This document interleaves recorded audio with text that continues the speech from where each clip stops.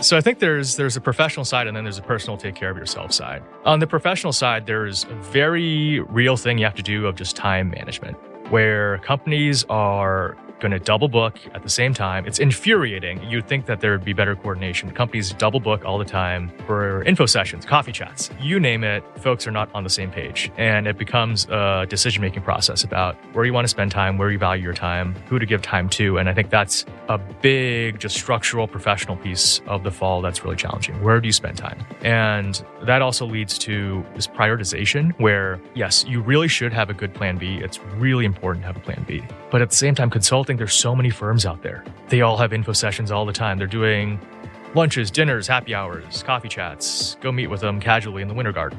So you have to figure out, right, what's the right balance for yourself? And not every consulting firm is going to be a good fit. If you don't want to do bankruptcy or restructuring consulting, don't recruit for those consulting companies. Go to their presentation once, that's fine. You don't need to keep going down a path you're not interested in. But then the other side, the more personal side, I think, yeah, it's hard in the fall to take care of yourself. It feels like you don't have time to take care of yourself. The hobbies dropped off. Realistically, the weather gets kind of gray as well once you leave September, and that's not super fun. I was eating the same type of sandwich every single noon when I was recruiting for consulting. I still remember it's not great. And I think that that's where you have to lean on the people around you, and having a good community early on is really important.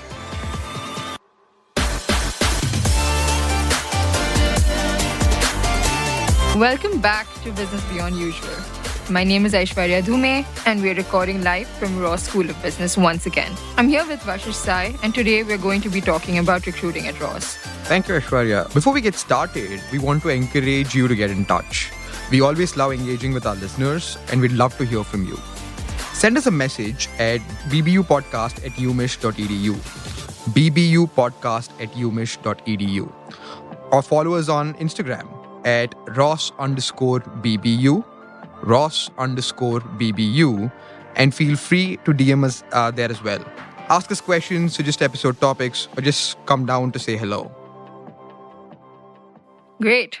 So most people choose to do an MBA to either further their careers or pivot to another industry. Choosing to go back to school is just not an easy choice to make, given the financial investment and time commitment required. But as they say, what is 2 years in a 30-year career? Exactly. Coming to business school has certainly opened so many doors for me and expanded the scope of opportunities. We're so excited to have 4 of our peers today with us, and we'd love to understand a little bit more about the career paths that they explored and the reasons they chose Ross. Today's episode will have 2 segments. In the first segment, we will talk about what your aspirations were coming into business school and what led to those choices. In the second, we would love to hear about your recruiting journeys at Ross and what were some of the resources you leveraged while recruiting. But first, over to you guys. We'd love for you guys to quickly introduce yourself, and for the 30th time at Ross, give us a fun fact about yourself. So who wants to get us started? Okay, so hi everybody, I'm Deb and I'm from India. I recruited for investment banking over the summer and then interned at Bank of America. And a fun fact about me is I used to play professional badminton for like 20 years of my life before I started working as a geoscientist. So yeah, it was a pretty interesting time for me. Hi, I'm Janaki. I grew up in Chennai, India. I used to grow up competitively sailing, and over the summer I interned at Mars Pet Care. Fun fact about myself is even though I've sailed for I want to say 15 to 20 years now, I actually don't know how to swim. I've just banked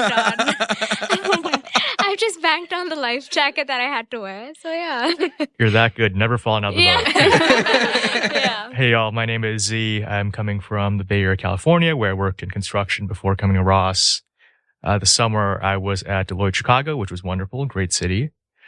Fun fact, I love aviation, love planes, love all of that. I wore a little Delta t-shirt, which really plays well for radio. You can really see it, but I'm really excited to be here for this podcast. Hey everyone, I'm Yuan, and I'm originally from Beijing, China. And before Ross, I was working at a e-commerce as a category manager. And during the summer, I was intern at one of China's fashion brand as a global expansion intern. And my fun fact is, well, I was an artist for the first half of my life. Oh, I didn't even know that. You don't know that? Wow. Yeah, I studied art when I was in undergrad. Oh, Yeah. nice. Okay. That's sweet. That's sweet. To just kick us off, we'd love to know a little bit more about what you were doing before Ross. If you just went into some briefly about that. We'd also want to understand why you came to business school and what were the different career paths that you're looking to explore. And Janaki, if you can get us started. Yeah, so I come from a very non-traditional background. So like I said, I grew up competitively sailing, and I kind of wanted to take that into my professional career, as you can think about. So I came from a family business, and we imported high quality sailing gear because it wasn't available in India, and then we supplied that. So it started from that, and then I went to work for a boat building startup. So I took care of accounts, finance, and I also got to build boats on the side. But in the process of all of those ventures, I fell in love with the idea of marketing. So, that's when I started looking into getting an MBA to learn more about that and kind of expand the knowledge that I had. And that's how I kind of narrowed in on Ross. And yeah, I got to career switch from doing something like building boats to marketing. And I got to, like I said, intern at Mars Pet Care in Nashville. And I loved it. I loved it so much. So, That's sweet. Yeah. That's sweet. It's just such a unique journey. Yeah. Yeah, my through line's not quite as fun, but I was a really curious kid, I think, growing up from a very early age. And that led me to things like exploring journalism when coming up through high school and undergrad. There's always a big curiosity about big picture things that were impacting the world and the way things came together. And when I did my undergrad in Nashville, Tennessee, actually at Vanderbilt, I saw the city really developing and growing and got really curious about the built environment and how cities come together, how buildings come together. And that led me to exploring construction and design after school, after undergrad, where I worked for a big general contractor for some years. Super interesting. I mean, if you can think of an industry that literally everyone on this planet has to interact with, that's one of them. And I got to see the big opportunities and big challenges with the industry. And one of the big challenges being sustainability in particular. And the process of building a really sustainable building is tough and inconsistent across the world and across the US. So that got me thinking about, hey, what can we do here? And what are some of the challenges we can solve? And brought me back to business school, looking at consulting as a way to certainly satiate the curiosity for one, but also sustainability is a big part of the consulting footprint and the consulting work. So had a great summer experience, actually very much along those lines. So excited to see where it goes from here. Yeah. Yeah, I guess, well, I mentioned a little bit, I studied art, so I also have a very untraditional background. I started my career at a small art company as a curator and a project manager that we work with different like museums or commercial real estates, and we give them create those projects to give better experience to their customers or people who come to their place. But later I feel like, well, I really want to make more influence, to make impact on people. What we call in marketing is creating meaning to them. Yeah. So I feel like that makes me happier. So I switched my job from the art industry to a media company as a project manager for their advertising department. So, and later I still feel, my ambition still want to go to a larger platform. So I switched my job to one of the major e-commerce platform in China right now. But we are mainly focused on Gen Z group.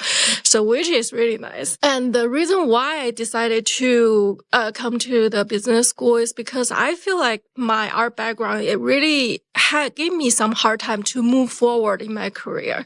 So I think I do need more professional education and also build up more network to have a better career path. Yeah, that's my story of where were I and why I come to here and my career path. So at first I was recruiting for consulting and tech, and because the timeline consulting is earlier, so at first I was all in consulting. But later I realized that, well, because I've been working in the industry for so long, consulting work is really not my type of thing. So I'm more towards to tech, and also because our strong alumni relationship, I got the internship at one of China's largest fashion brand right now. So it's not a marketing intern, but I did a lot of marketing work because we are expanding our business into the US or to the Europe. So different knowledge I learned from Ross and applied to business, which is really cool. Yeah. That's so much fun. God knows I could use some fashion advice. Right? Coming to you. You're like the one person I've met who's almost too artistic to be a consultant. Yeah, I think because I've been making too many PowerPoints for the first I'm sorry to say that. So that really couldn't make me excited as a consultant. So fair. Fair enough. Since you said you made a lot of PowerPoints in the initial part of your life, I've never made PowerPoints before. I don't trip that much. So I come from a family where people either get PhDs or they do engineering. There is nobody from the business background. So I ended up doing an undergraduate in physics, and then I did a master's in geophysics, and then I worked as a geoscientist back in India, in India's largest national oil and gas exploration company. It was pretty interesting for 3 years, and then I realized I was not growing as much I would have wanted to. It was a pretty technical job, and I would have done the same thing for the next 5 to 10 years, which was not something I wanted to do at a point. And then somehow I got exposed to these bankers who were in the internal team of my company doing some deal, and I figured out, okay, how could I beat them? And then I figured you need to get an MBA for that. So I started exploring, spoke to a lot of people who did the same thing. And then I decided okay, let's just apply to business schools. So me and my husband, we both took the jump together. We were both in the same company, similar roles. We applied for MBAs. We got together in Ross. And that's why Ross was a very easy choice for us. Let's just go together again. And I think I was still exploring between consulting and IB till July. But then at the end of July, beginning of August, I realized that I'm more suited to IB because of the structure they have in their workplace compared to consulting, which is a kind of more open-ended role. And I don't do well in open-ended jobs. So hence I decided to recruit for IB. So yeah. Very cool. I won't lie, while bringing the group together, I just looked at what you all guys recruited for your summer, and that was it. That's all I looked at. You guys have turned out to be way more interesting than those internships. So artsy, so talented, love it. All right. So I'm curious, was making that decision, and actually Deb kind of talked about this, was making this decision of business school and coming to Ross a difficult one for anyone? Just curious to know. And either way, why was Ross the right choice for you guys? Well, I can take this. So Ross was very easy for me because I mentioned my husband and I both got in here. But also when I reached out to the people from Ross and I applied really late in round 2, everybody kind of replied back to me. So that kind of showed how collaborative Ross was as a school. And Ross MBA is not known as a finance program. But however, Ross has a pretty good pipeline into most of the bulge brackets, some elite boutiques and middle market banks. And the IB club at Ross is extremely helpful to people who do not have a traditional finance background. I think that kind of made my choice for coming to Ross pretty easy. Mm-hmm. And yeah, I think Ross was one of the best choices I have made in my life.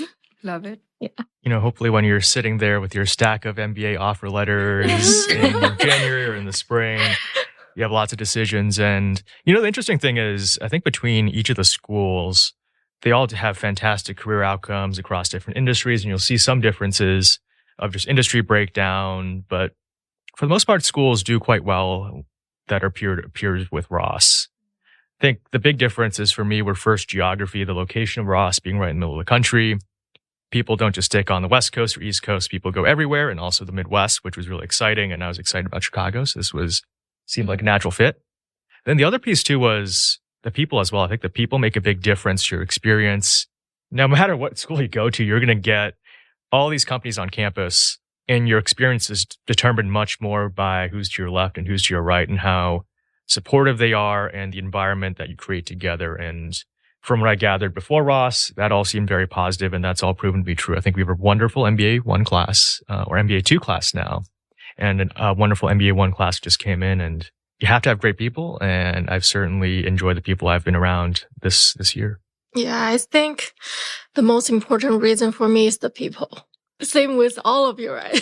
Yeah, it's the people I got. So I was trying to reach out to student ambassadors during my application cycle, and I got, well, this is the only school that I got everyone reply to my email and kindly to offer me a coffee chat with them and to talk about their experience. They're just so helpful and so supportive. And that's my most strong reason. And the second reason is even though I'm from Beijing, but I don't really like huge cities.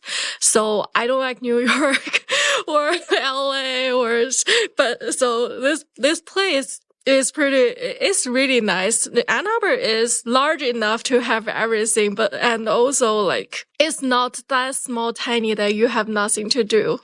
So yeah, I think it's great choice. Yeah, to your point, I think there's a space in the Ross application saying how many people have you spoken to and what are their names. And so I think they're very particular about the fact that you meet these people that are ambassadors and have conversations with them. And I was told stack that so they know that you've talked to a lot of people and mention the events that you went to. So Ross really knows that you're their number one choice. But apart from that, I like that. Of course, when you look at the rankings of schools, more or less the curriculum is kind of similar. But I guess a differentiating factor for me at Ross is not only was it good in its marketing program, I really like the fact that we have MAP. The aspect of, going out and doing a consulting project, learning about that specific company, how you can learn those skills before going into your internship. That was very helpful for me. And I also like RCC, which is the Ross Connect conference. I mean, getting alumni from Ross coming back to mock interview you to give you, that was such a big bonus for me because that really helped me when it came to actually interviewing. So I guess all of that is why I think Ross is great. That makes a lot of sense. In just switching focus to recruitment, one thing which I personally did before coming and shortlisting schools was looking at the industries that I was interested in, which was consulting and tech. And besides all the culture that you guys touched upon, Ross actually sends a lot of people into these industries very well. And Debangna, I know you touched upon this a bit, that you were making up your decision to go into IB by July.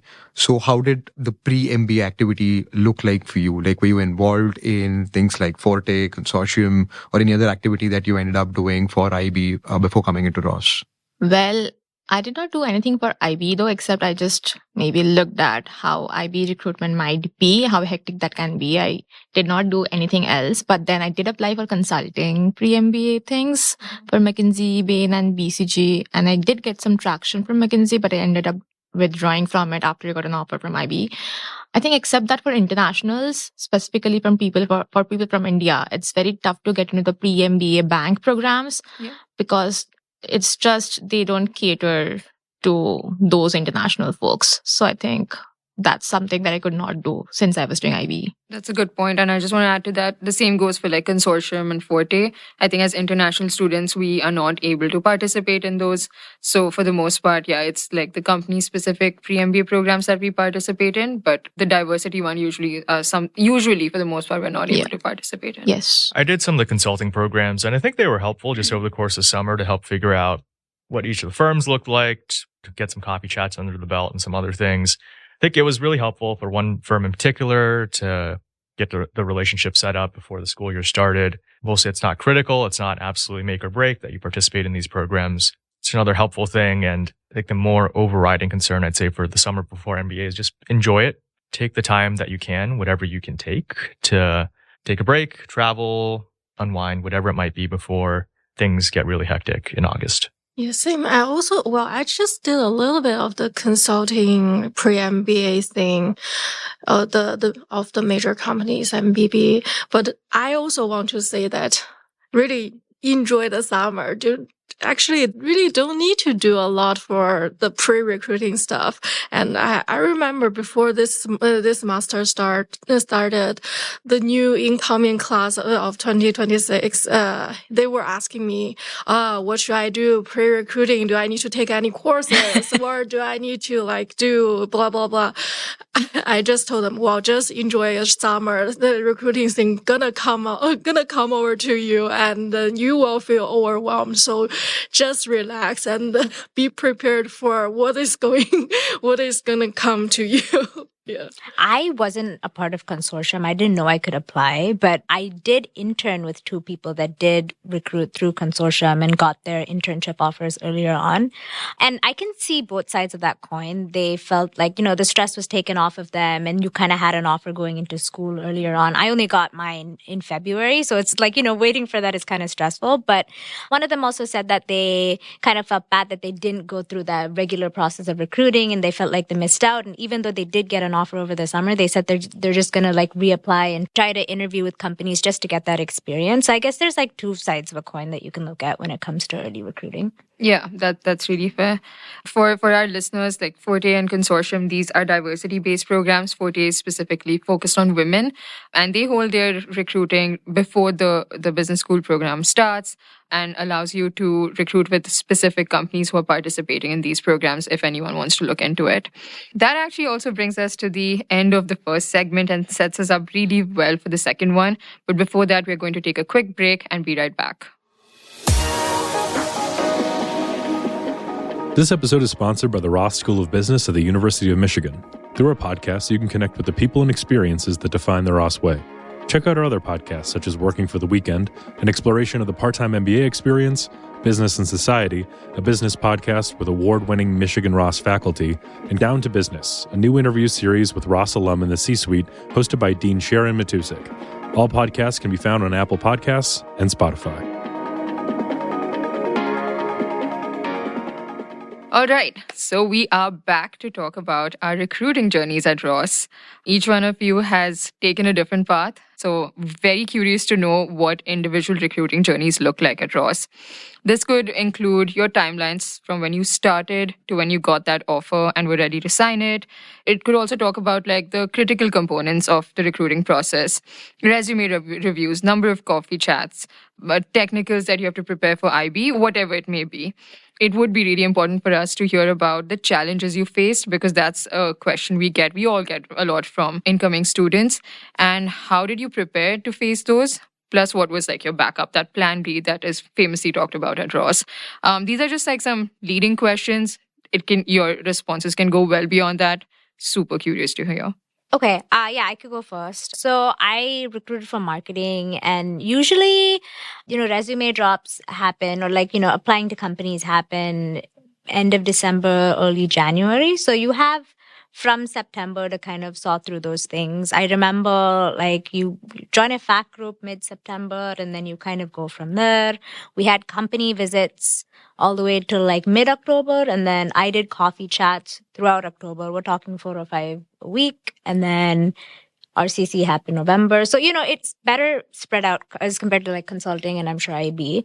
For me, some of the challenges that I face is, I'm switcher. So I did something completely different. And so I needed to be 100% this is what I want to do. But not only that, the way that we interview, I guess, is a little different. So we have for marketing behavioral interviews plus a case interview, which is a little bit different than consulting. But, they would ask you things like, okay, you're a brand manager for Ben & Jerry's and your freezer stops working. What do you do with all the ice cream? And how do you get rid of it?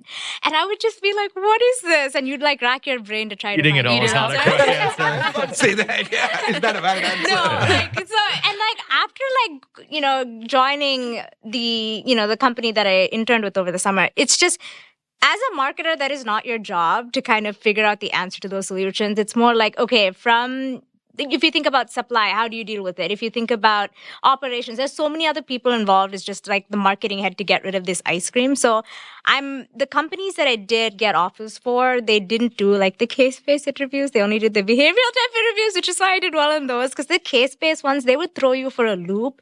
Another one was just we're going to release a pumpkin spice flavored Coke. I was Ew. Yeah, right? Why? And then how would you market this? I'm I wouldn't. That would just be not a thing that I would want to drink. I don't know who would want that. But, it's just, I think those type of interviews might be a little outdated considering those are not responsibilities of a marketer at all whatsoever. Don't quote me on that. But, but yeah, that is the kind of format for marketing. And, when you're doing your resume drops, you also have to do a cover letter. And you need to be, from what I've been told, referencing 2 or 3 people in the cover letter. So that's why, if you want to be applying to a company, you have to meet with 3 or 4 people from the company, write their names down. So if you're applying like me to 10 to 15 companies, it gets very overwhelming, like really fast. But, it's at least everyone's doing it with you. And, you look at the consulting folks and you're like, at least you're not them, right?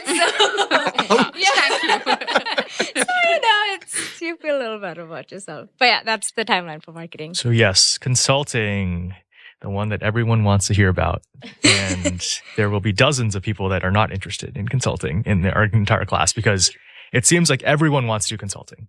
And I'll caution first that consulting absolutely does not need to be the path. There are many other alternative options that you'll hear about here, and they're all wonderful. You can get such good learning experiences and meet such wonderful people along the way. Consulting is not the only path. But if you are interested in consulting and want to go through the process, so timelines. It starts in September, I'd say, early on in September, and runs until January. So we're talking about a 3-month process. During that time, you'll meet with the companies, coffee chat, prepare a case, and then do your final interviews in January. So it's all a pretty quick process. It's very structured. In September, it feels like things are absolutely wild where every company is on campus. You're trying to figure out what they're all about. You're trying to meet with people. You're going to see 150 of your classmates in all of these sessions. It's all very overwhelming. And it's a little bit crazy, honestly, that so much of class recruits for this one thing, but it offers a great opportunity to break into all sorts of business opportunities after school, which I think is why people do consulting. And it's a fun process. At least I had fun with a lot of the process. The coffee chats, I did not enjoy as much. After you go through 10, 15, 20 of them, you're kind of on autopilot and following a script. And at a certain point, it doesn't become that fun anymore. But the other side of the process, casing and the case interview process, I actually really enjoyed. There's something interesting about the fact that there's lots of books written about casing, how to case. You'll probably have pressure of the summer to think about, hey, do I need a case prep or start a case prep? First of all, no. And the second part is you're probably decently equipped to case already. If you know business, have good business acumen, and have walked into a conference room and presented something or answered questions on the spot, that's a lot of what you're doing in casing. And I really do think that casing is somewhat overtaught or overtrained because in the end, it's great if you can do mental math really fast. Good for you. We have Excel for the most part, unless Microsoft goes down. And that can all be taught. The math and the quant part can be taught for consulting in a lot of ways. But your presence in a room, your ability to present is really, really important. And that's built based on your personal experience, the good, the bad you've had in those contexts. So I'd say consulting is a lot about leaning on your past skills and business experience. So it's a great process. It's interesting. It's not always the most fun, especially coffee chats. But I think casing, if you don't like casing, you might not like consulting. Yeah. And you don't want to be the person who maybe gets a consulting offer, but then over the course of the year, and especially during MAP when you're doing a consulting project, realizes that consulting's not for me. And that's a tough place to be. And some folks were in that boat for sure. So it's a lot. It's a grueling process. It's 3 months that fly by in some ways, and in other ways just slows to a trickle. But I think that we all make it through somehow. And I would also encourage for folks recruiting consulting, not everyone gets a consulting job. So make sure you show up to other company presentations when they're on campus and don't just start emailing people in January after interviews maybe don't pan out. Because again, it's not just consulting. There's tons of other companies I enjoyed interacting with, had interviews lined up with after consulting interviews were done.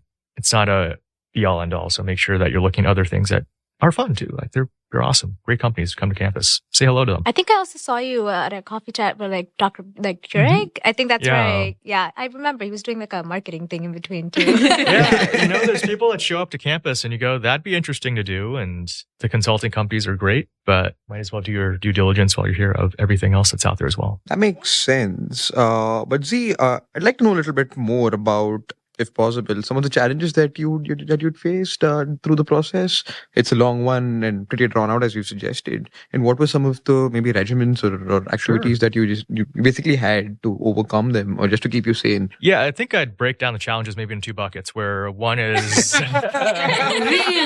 Why does that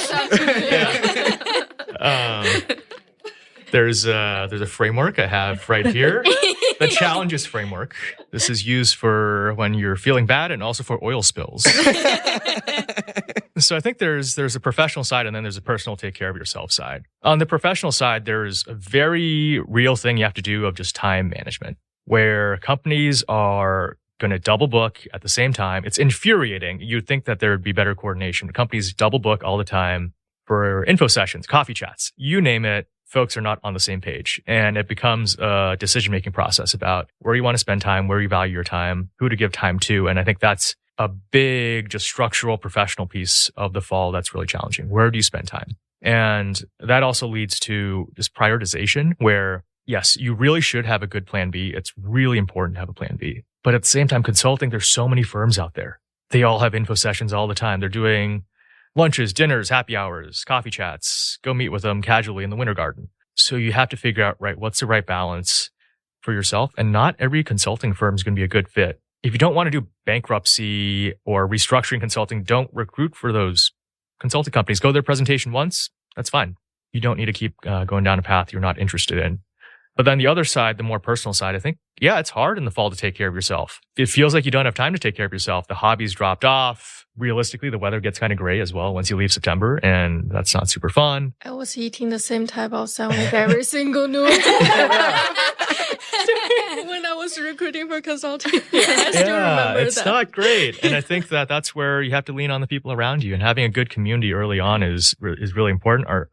I was in section 3 and... Oh, that's the best section. Yeah. Everybody loves each other and you guys are all friendly. And it makes a difference in recruiting. We did really well in recruiting as a section, and I think part of it comes down to, just being better than everyone else. I think that's a big part. Who won the MBA games? Section 1. But anyway. But it's also about, right, the community you build, supporting each other. We cased each other over winter break, did mock super days for consulting folks. So it all makes a difference. You do have to take care of yourself. I think that's critically important when it feels like you can't make a good decision sometimes. All the decisions are kind of difficult, but having people around you to keep you grounded, whether it's at Ross, which I hope you do develop a good community here, at home with family, other friends.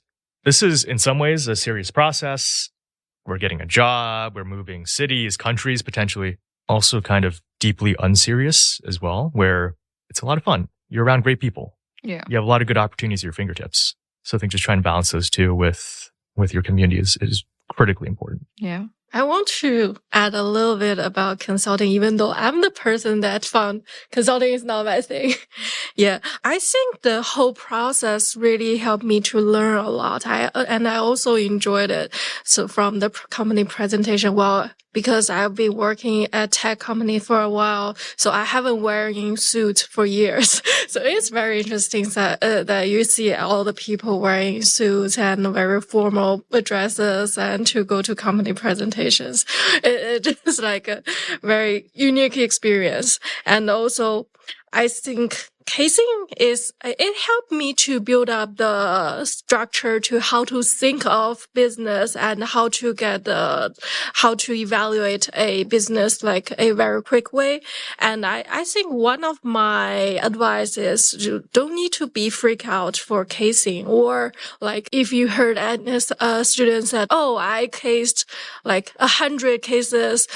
Don't need to do that. Everyone have a different path, and maybe you're good at casing. You're 30, 40 gonna be enough for you. And someone maybe after a certain number, they just want to play the number game. So they said they did 100. It makes them feel better.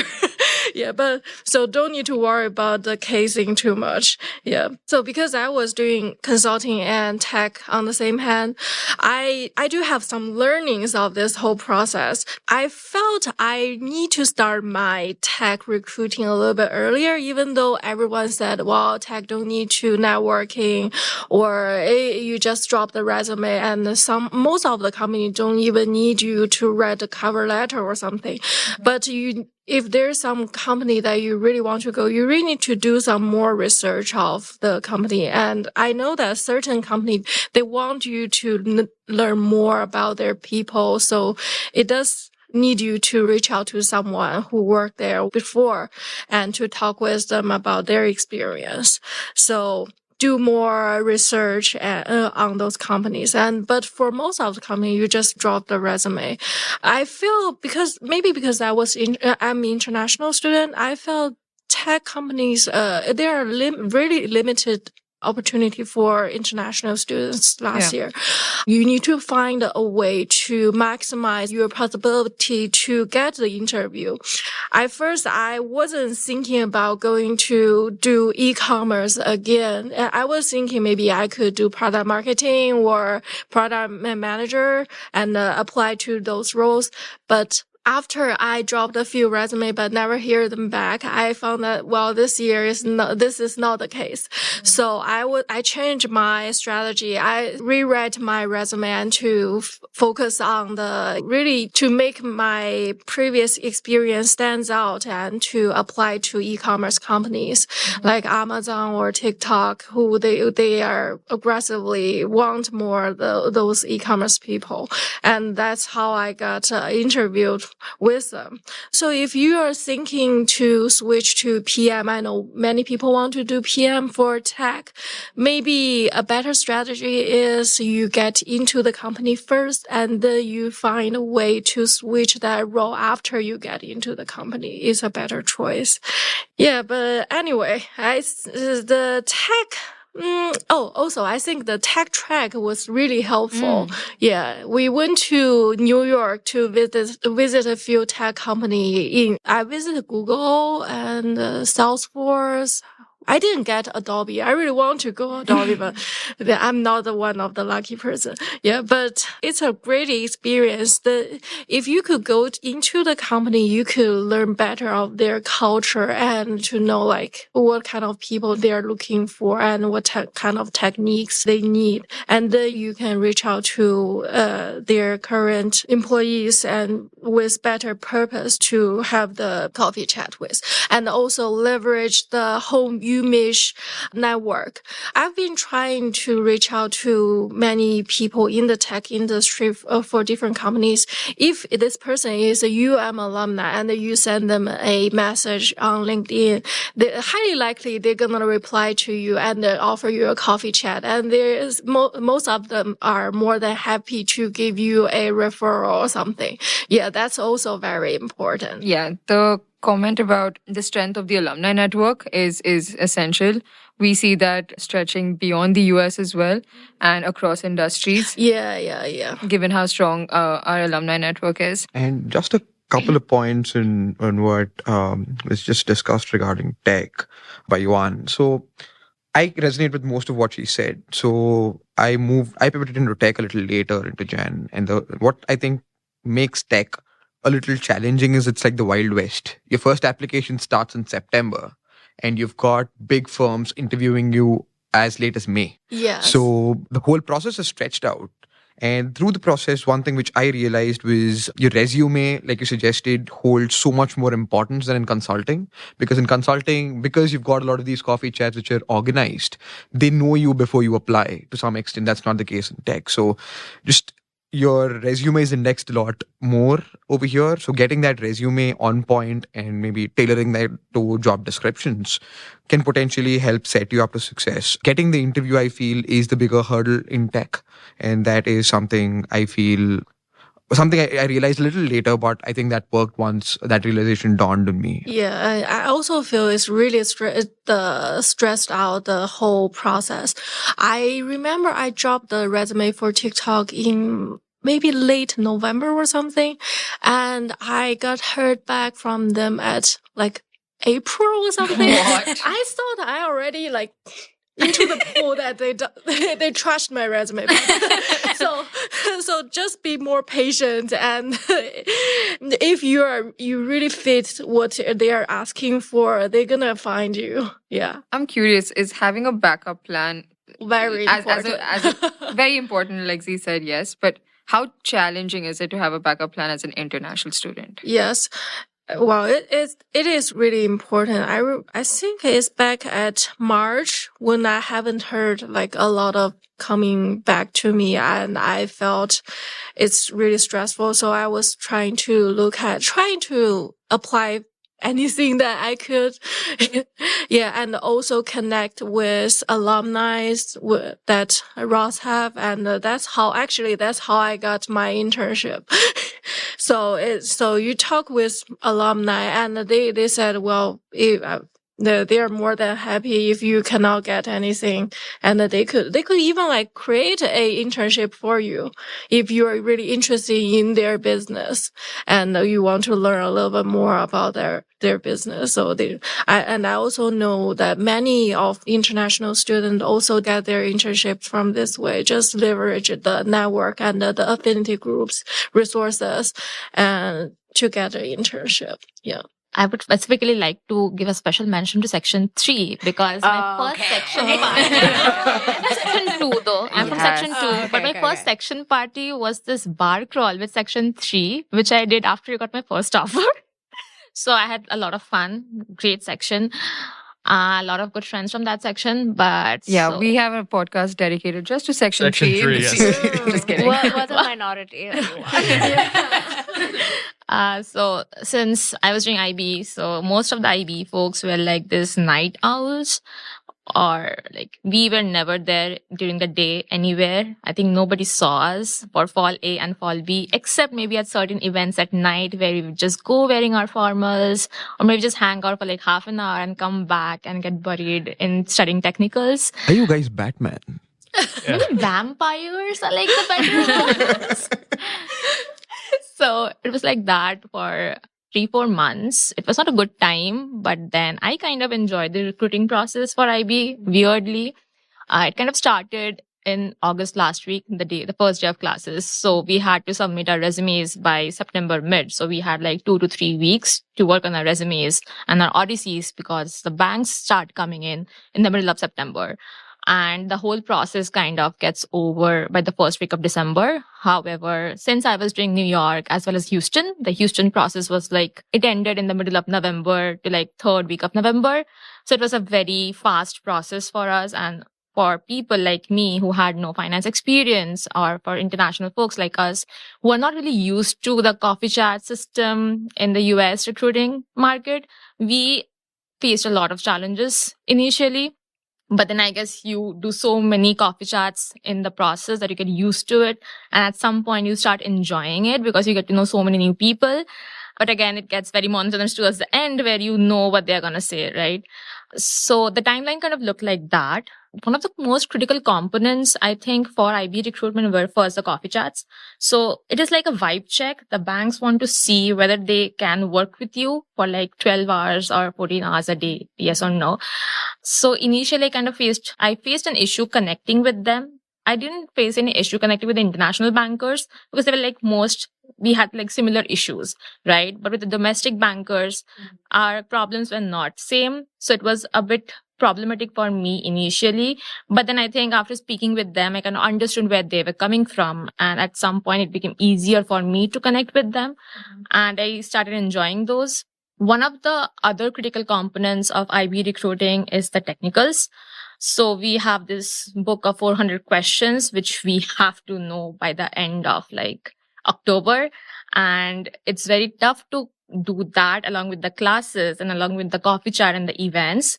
So I would have preferred to do that over summer if somebody would have guided me maybe, because it just makes your whole process a lot easier. You take a lot of less tension during recruitment. However, I did not do anything in summer. So I ended up studying everything in fall. But then I had a lot of people in my cohort who were doing the same thing. So I had a good support system. I think all the IB folks kind of trauma bonded with each other. And even now, if we have some problems or if we have some issues, we kind of bank on each other to share that problem. I love the pun there. Yeah. That is so true. So I think technicals is also a major aspect. Could I ask you, how was your relationship with your husband? Because you were like probably gone. How'd you keep because I'm sure he was stressed out because he was doing business school as well. And you were like probably doing a lot of the IB recruiting stuff. To be honest, during fall A and fall B, I had almost no connection with him because either I was doing coffee chats. So I did almost 70 coffee chats in like 3 months. And I think 10 or 15 offline coffee chats, which were in person. So I was either traveling to Houston, coming back, or I was in online doing coffee chats. At night, I had events.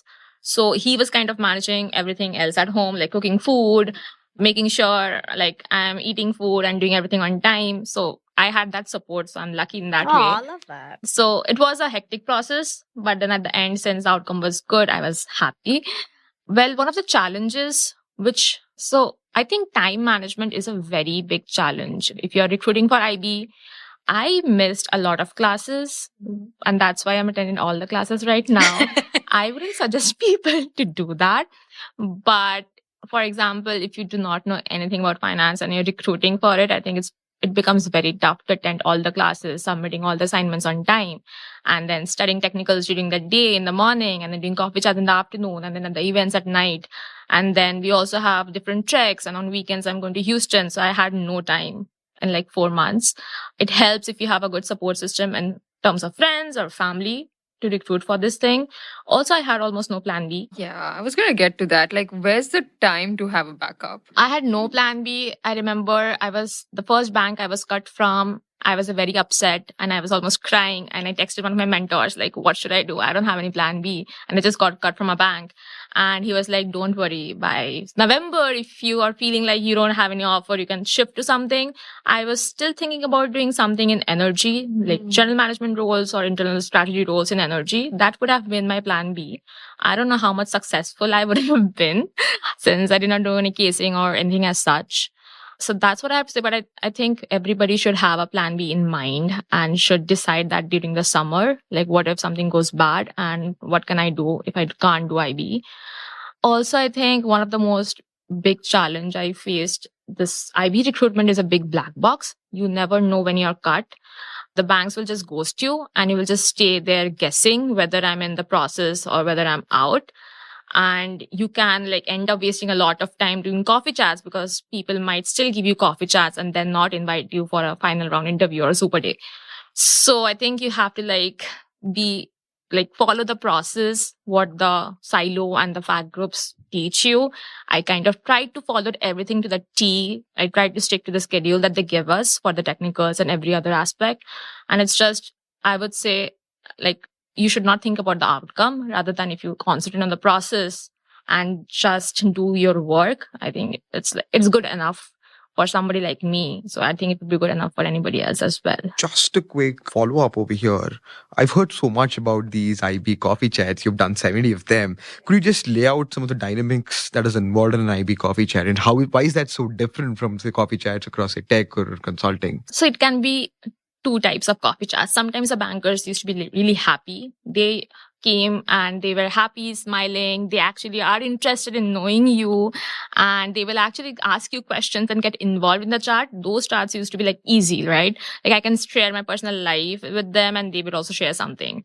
There were the second group of bankers who will be there and who will just stare or maybe not even look at you, look at the screen, and you just have to like keep on asking them questions so that there is no awkward gap. And if there is an awkward gap, they might start asking you technical questions, which you don't want. So it's like we had 15 to 20 questions in front of us and we were trying to like compete and ask them question after question so that they have to answer something. I remember there was this weird coffee chat of mine which turned out to be great. I had to speak to this banker for like 20 minutes and he was giving me all one-word answers and I'm like, oh no, my questions are over. What am I going to do? It feels like I cannot continue this for 20 minutes. And then somehow I got to know like he went to the US Open. And when I came to the US, I went to the US Open, I think in the second week I was here.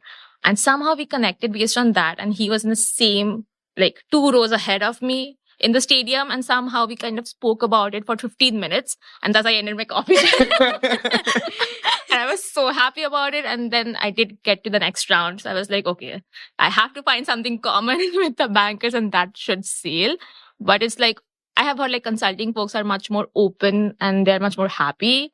That's what I've heard. Wow. Well, happy in the coffee chats, but sometimes like bankers can be busy and they're working, so they might not look as positive, but you have to like navigate those situations as you get. I could have sweared this was Vashishta. I don't remember, but like we're in like peak coffee chat season last year. And I think it was Vashishta or it was someone else. I'm not sure. It comes up to me and he's like, coffee chats I've realized is basically like dating. That's true. It either clicks or it doesn't. It's the same thing. Or they ask you a lot of technical questions. One of my friends was experiencing that. He said every coffee chat is an interview. That is true. I think it's kind of an informal interview where they're judging you. Yes. Like dating. I mean, in dates, people judge you. First dates are like the most awkward things ever. And you get judged all the time, right? Could I ask, is it true that you're not allowed to eat at these events up until it's... Could you give us clarity on that? So you're supposed to eat when the bankers are supposed to eat. So for example, the bankers start eating. I did eat in all the events, like almost all the events at the end of the process. So for example, if you are in a circle of death, I did not start eating in front of the bankers because they were not... I mean, it's just weird because they are there standing and talking so much and we just start eating. So I think 2-3 years back, you were not supposed to eat anything, but banking as an industry is also changing a lot. It used to be a lot more conservative than it is now. Also, for example, I interned in Bank of America in Houston. There is just one woman as an associate in the team. But in our batch, there are like 3-4 women. In my senior batch, there are 5 women. So banking as an industry is also changing. And I guess that has like changed our recruiting events a lot. Got it. Okay. So, yeah.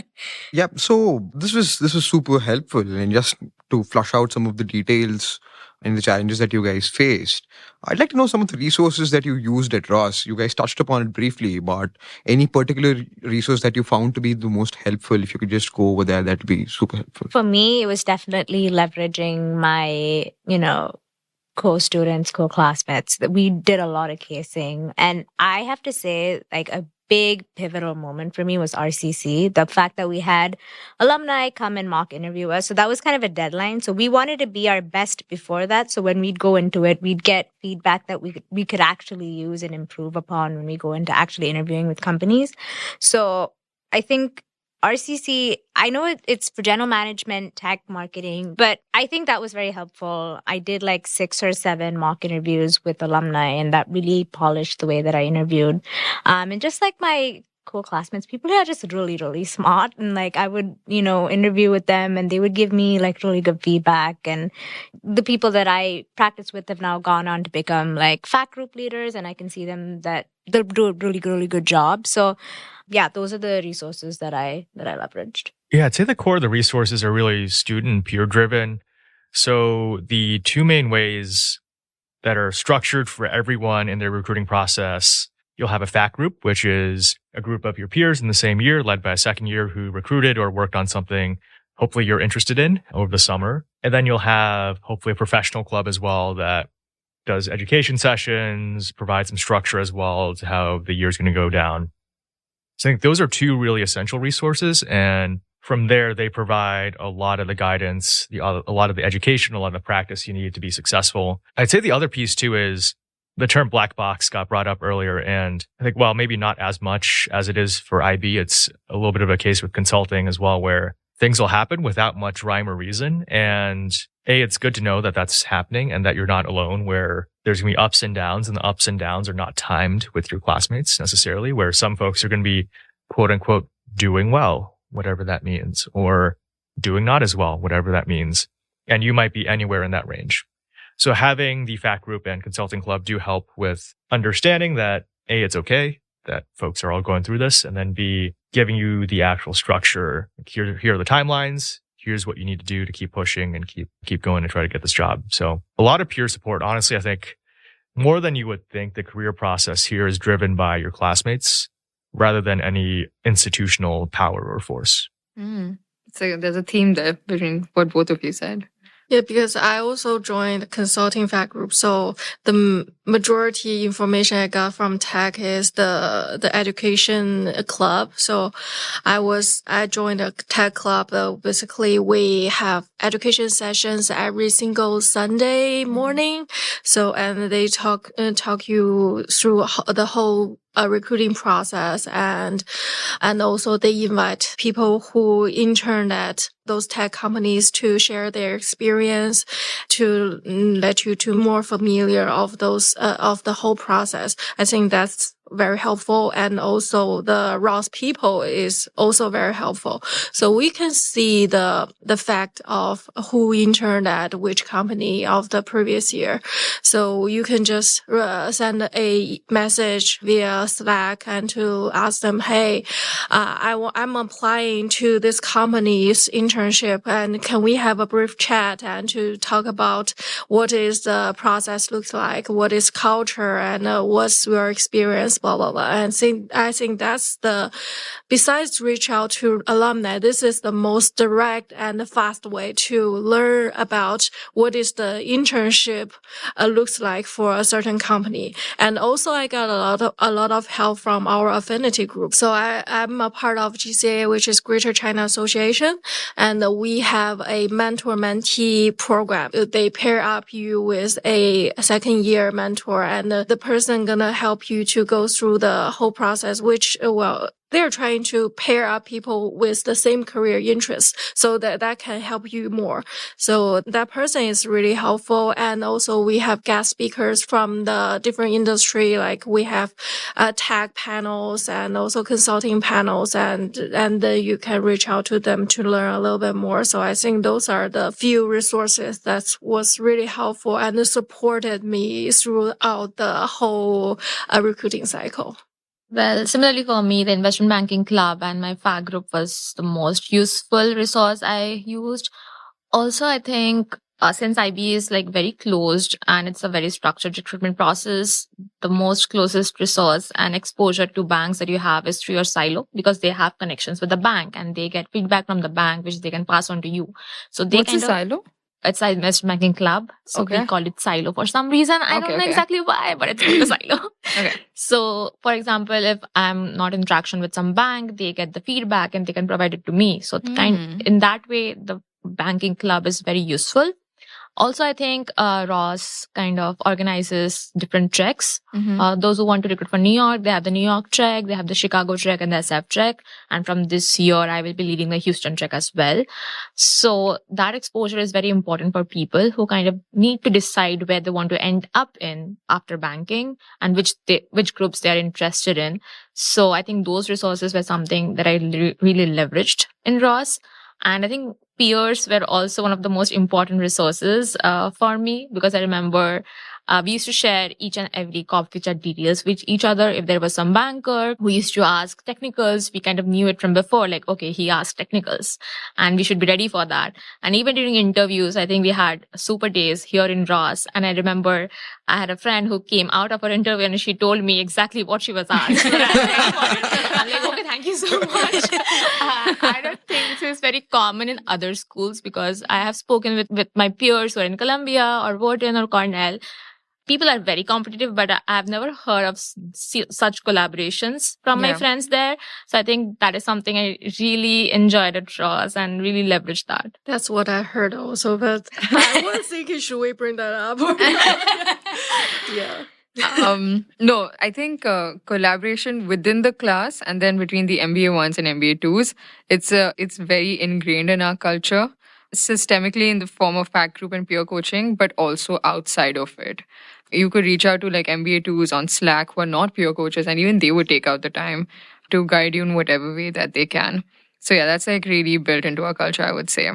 Deb, you kind of touched upon this when you were talking about IB technicals, but for the larger group as well, is there anything you would want to see improved in the process for each of your recruiting journeys? Well, I think what Ross can do for IB, for people specifically recruiting for IB, is having a feedback from the banks.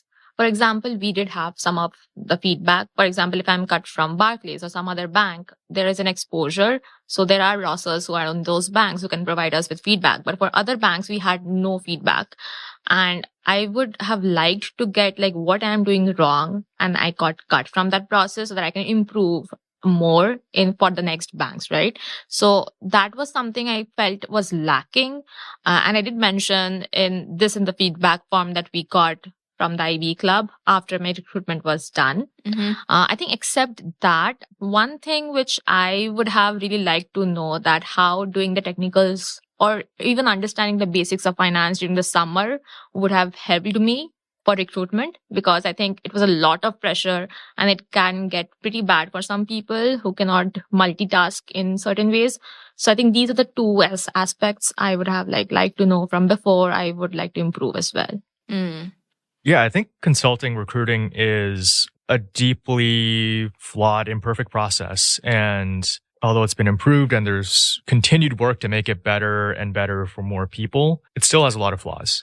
And a couple of the things I can think of off the top of my head. First, It happens too early. Folks are still settling in. They have no time to figure out what they want to do with their life. Before recruiting starts, companies show up, and you just have to get going from there. You have no choice. And to some extent, the companies have a lot of control over that and also have no control, where if one company moves up their recruiting dates, everyone else has to move them up. Yeah. And that's just an unfortunate part of the kind of tail wagging the dog here with some of the process. I think the other part is there's some deeply inequitable parts of the process where like international students, for one, are deeply disadvantaged because some of the process just favors domestic students and the American style of communication. And secondly, consulting is one of the major avenues to sponsorship and staying in the US. And that just creates additional pressure on international students that domestic students have other options with consulting firms, including the one I interned for that doesn't take international students or sponsor. But B also takes the stress out because a lot more domestic companies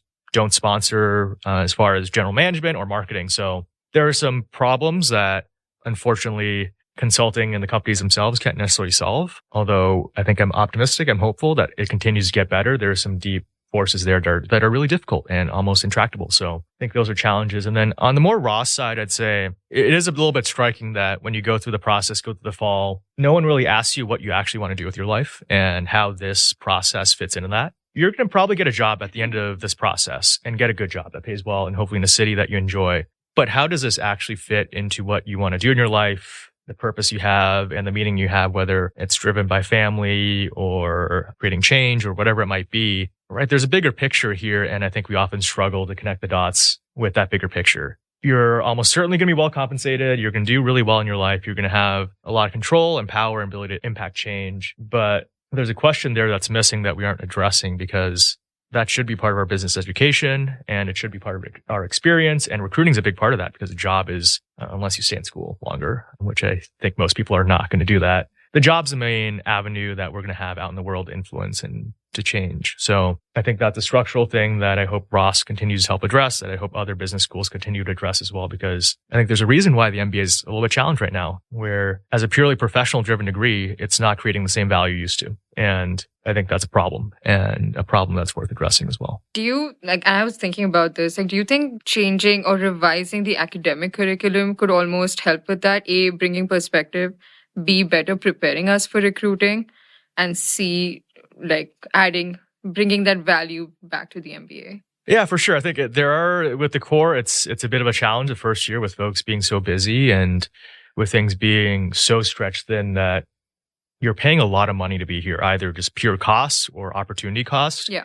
It's very expensive. So you have to make the transition work, I think, from a numbers perspective. But I do think that there's some gaps with just addressing future skills. So, for example, we are not required currently at Ross to take any ethics or sustainability classes or talk about our role in the communities that we're going to live in, whether in the US, abroad, international community. That's not really addressed, which I think is a miss because we are, as far as I know, connected to all of those things. I think the other piece too is that we do have a managing people and organizations class to talk about some of the other softer skills that are really important in the workplace. But I think there's more to be done to address that because realistically, right, if you become a really senior person at a company, it's less about the technical at that point. It's about how you interact with people, how you interact with governments, communities, your employees, other stakeholders. I think those are all really important pieces. And I think there's a big ecosystem out there that we're missing. And the idea of stakeholder engagement, whether it's employees, government, whatever it might be, has to be critical and has to be an important part of how we look at the experience we have in this recruiting process for sure. Because if you end up in banking versus marketing versus consulting versus anything in there, your interactions are going to be different, but they're all going to exist. I also just wanted to go back to what you said about the challenges international students face. And your observation that when it comes to the networking style, they are new to it was really fair. And I actually framed it exactly the way you framed it last year, saying that there's a disadvantage. And I was actually corrected by the person I was speaking with. He was also from India. And he said, while that can be argued because they just come with very different advantages of their own. So their strengths are just different from what domestic students come with.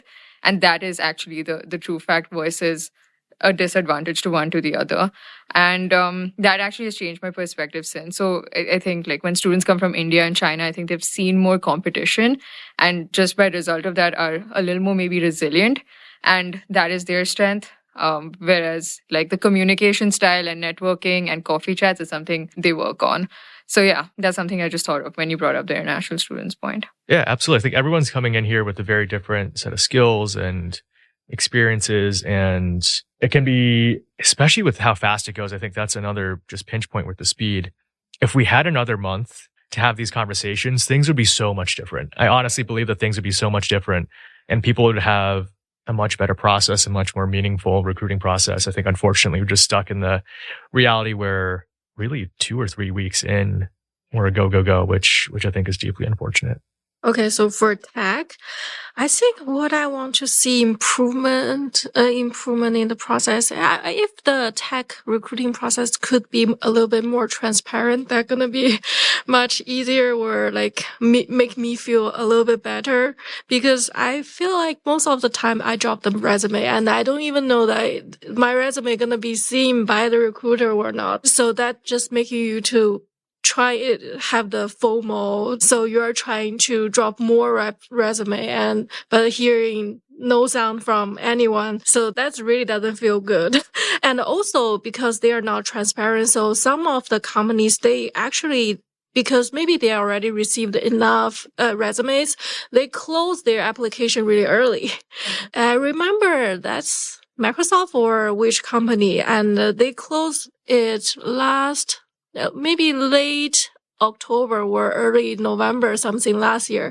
And I was during the consulting progress and I didn't even get the chance to apply. So advice is really need to start early and just drop the resume and to at least give yourself the chance to be seen or to be considered as their applicant. Oh, and also just keep looking. And there are some companies, they are not opening all of their internship roles at once. So there are more coming out in like late November or like earlier January. So just keep looking at different companies and opportunities and also talk with more people and to see like what is the situation of their inside environment and if there are any more options or this role already got filled. So yeah. I think for tech at this moment, just need to be more prepared and more open to different options. Yeah, in terms of what Ross could potentially do, just to add on to that, I think just establishing more relationships with the firms in itself, because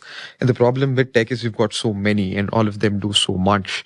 There's also an operational issue in there, but in terms of just getting that relationships in would potentially help what Yuan just highlighted. Because if you go down to LinkedIn, I remember last year, there was a job posting which came out and I think in an hour they received 1,200 applications. Yeah. So it gets very easy for a particular applicant to get lost in the midst of things. It's just the numbers. So in terms of what potentially Ross could do, that's just building those relationships with those firms so that then you can go ahead and you just know that you're a candidate from Ross. And if that is looked at a little differently, then that helps. But the thing with tech is also, it's just competition. You've got MBAs, you've got a lot of MS students, computer science students who just graduate, and then you're competing with them as well. So the whole thing is, it's just a numbers game in tech. So that's the thing that people looking to recruit into the industry must keep their eyes open for. Cool. Thanks so much, guys, for all of your input. Hopefully, the tips and tricks you guys shared and your journeys help prospective students as well as our current MBA ones in their recruiting journey this season. Hopefully, they're as successful as Michigan was against USC this past Saturday, and they absolutely crush it. So thanks for being here and thanks for taking out the time. Yay. Thank you. Thank you. Business Beyond Usual is brought to you by the Ross School of Business at the University of Michigan. Today's episode was produced by myself, Aishwarya Dhume. Executive producers of BBU, who you'll hear from over the course of this year, are myself, Vashishta, and Mark O'Connell. Special thanks to studio producers JT Godfrey, Jonah Brockman, and Mads Henke. Thank you so much for listening. Until next time, go blue, and this is Business Beyond Usual.